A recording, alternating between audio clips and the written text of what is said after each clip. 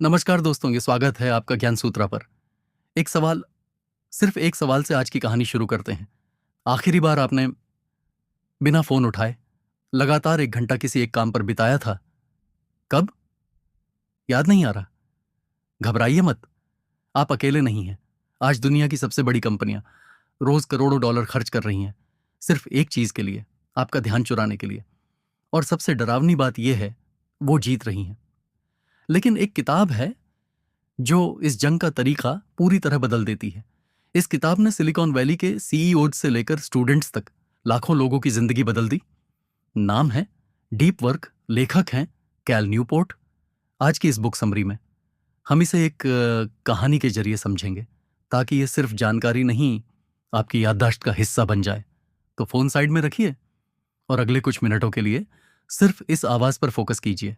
चलिए शुरू करते हैं। एक छोटे से शहर में आरव नाम का एक लड़का रहता था। बहुत बुद्धिमान, स्कूल कॉलेज में हमेशा अव्वल। सब कहते ये लड़का बहुत आगे जाएगा। लेकिन कॉलेज खत्म होते ही कुछ अजीब होने लगा। नौकरी शुरू हुई। सुबह से शाम तक emails, meetings, WhatsApp, Instagram, calls, notifications. वो हमेशा बिजी रहता।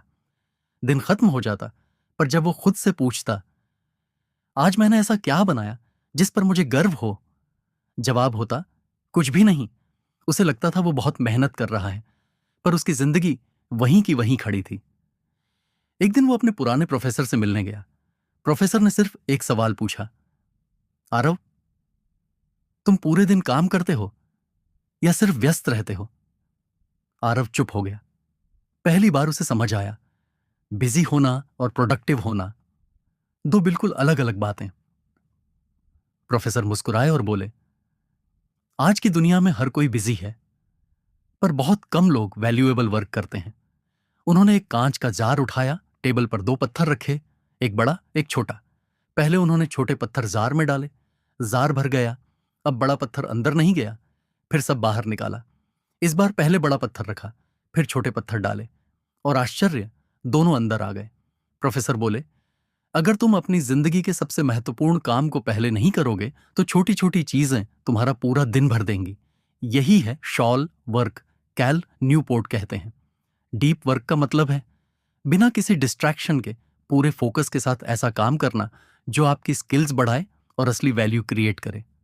ना मोबाइल, ना सोशल मीडिया, ना नोटिफिकेशन, सिर्फ आप और आपका काम। इसी अवस्था में दुनिया की सबसे महान किताबें लिखी गईं। इसी अवस्था में नई खोजें हुईं। इसी अवस्था में बड़े बड़े बिजनेस खड़े हुए। इसके विपरीत है शॉलो वर्क, हर 5 मिनट में फोन चेक करना, बिना वजह ईमेल खोलना, सोशल मीडिया स्क्रॉल करना। लगता है काम हो रहा है, पर असल में हम सिर्फ अपना ध्यान बेच रहे होते हैं। प्रोफेसर ने आरव से पूछा, तुम्हें पता है दुनिया की सबसे अमीर कंपनियां तुमसे क्या खरीदती हैं? आरव बोला, मेरा पैसा। प्रोफेसर हंसे, नहीं, तुम्हारा ध्यान। हर नोटिफिकेशन, हर रील, हर शॉर्ट वीडियो तुम्हारे दिमाग का एक छोटा हिस्सा चुरा लेता है, और धीरे धीरे तुम्हारा ब्रेन गहराई से सोचना ही भूल जाता है। यही कारण है कि आज लोगों के पास पहले से ज्यादा जानकारी है, पर पहले से कम फोकस। सफल लोग सिर्फ ज्यादा मेहनत नहीं करते, वो गहराई से काम करते हैं। एक लेखक जब किताब लिखता है तो घंटों दरवाजा बंद कर देता है। एक वैज्ञानिक नई खोज करते समय फोन बंद कर देता है। इसे कहते हैं फ्लो स्टेट। यहीं से जन्म लेती है महानता। उस दिन घर लौटते हुए आरव ने फैसला किया, सभी अनावश्यक नोटिफिकेशंस बंद, और सुबह का पहला घंटा सिर्फ अपने सबसे महत्वपूर्ण काम को। पहले दिन सिर्फ 30 मिनट फोकस रहा, दूसरे दिन 45 मिनट, एक हफ्ते बाद 90 मिनट। पर यह तो बस शुरुआत थी। जल्दी ही उसे समझ आया, दुश्मन मोबाइल नहीं था, दुश्मन उसका अनियंत्रित मन था। 4 शक्तिशाली नियम। प्रोफेसर मुस्कुराए और बोले, अब तुम डीप वर्क के असली दरवाजे तक पहुंच चुके हो। नियम 1, वर्क डीप फोकस अपने आप नहीं आता, उसे बनाया जाता है। रोज 90 मिनट, फोन बाहर, सोशल मीडिया बंद, कोई ईमेल नहीं, सिर्फ एक सबसे महत्वपूर्ण काम। जब दिमाग को बार बार एक ही काम पर टिकाना सिखाया जाता है तो ब्रेन बदलने लगता है। लेखक किताबें इसी वजह से लिख पाते हैं, वैज्ञानिक इसी वजह से नई खोज कर पाते हैं। उनके पास समय ज्यादा नहीं होता, उनका ध्यान कहीं ज्यादा गहरा होता है। नियम 2, बोर्डम को अपनाओ। आज जैसे ही हम खाली बैठते हैं, फोन निकाल लेते हैं। बस का इंतजार, फोन। लिफ्ट का इंतजार, फोन। धीरे धीरे हमारा दिमाग बोर्ड होना ही भूल जाता है। पर कैल न्यूपोर्ट कहते हैं, यही बोर्डम क्रिएटिविटी की जन्मभूमि है। दुनिया के सबसे बड़े आइडिया शोर में नहीं, खामोशी में पैदा होते हैं। नियम 3, सोशल मीडिया का सही उपयोग। हर ऐप से पूछो, क्या यह मेरी जिंदगी बेहतर बना रहा है या सिर्फ मेरा समय खा रहा है?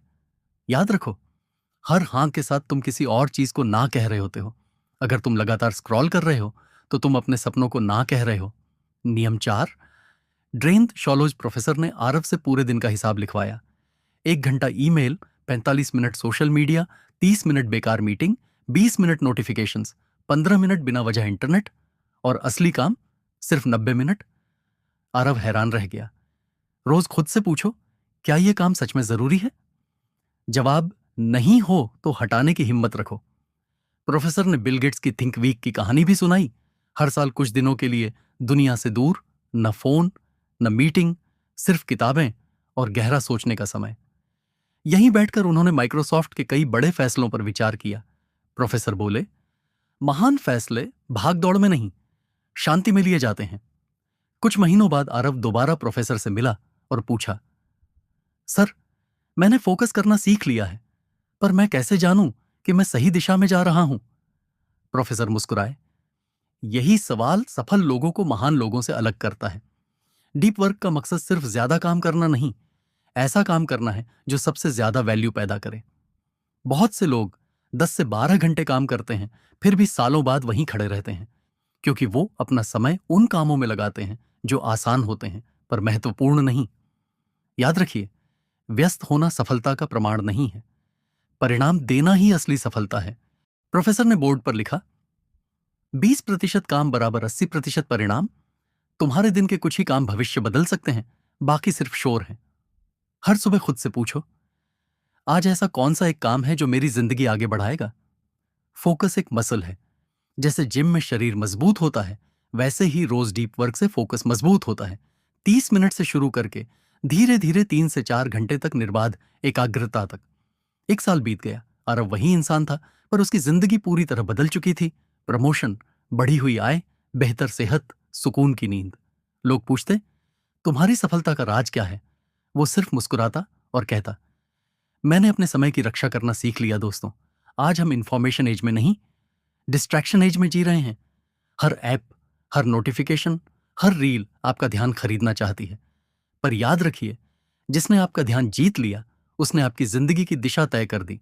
अगर आप अपना ध्यान दूसरों को दे देंगे तो अपने सपनों के लिए क्या बचेगा?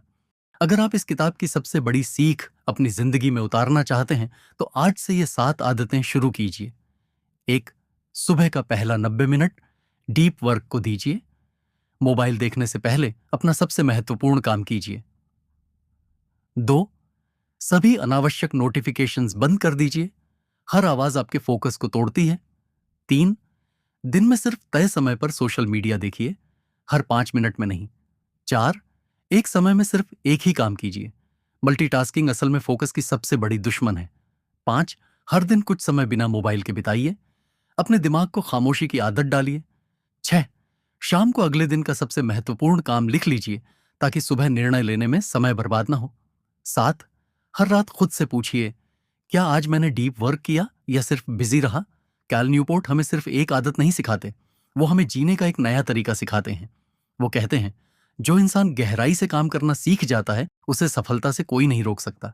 दुनिया बदल रही है, आर्टिफिशियल इंटेलिजेंस आ रही है, ऑटोमेशन बढ़ रहा है, पर एक स्किल कभी पुरानी नहीं होगी।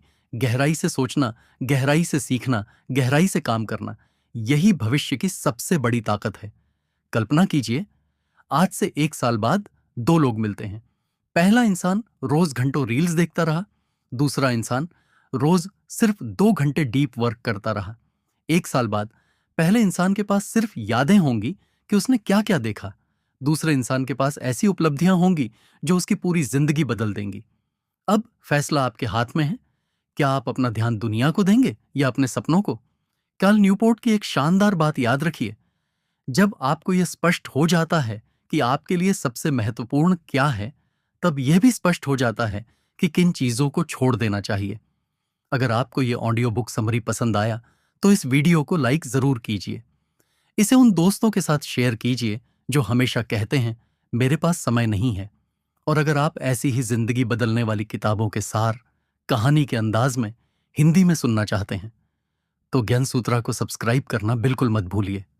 याद रखिए, सफल लोग समय नहीं ढूंढते, वे अपने समय की रक्षा करते हैं। धन्यवाद।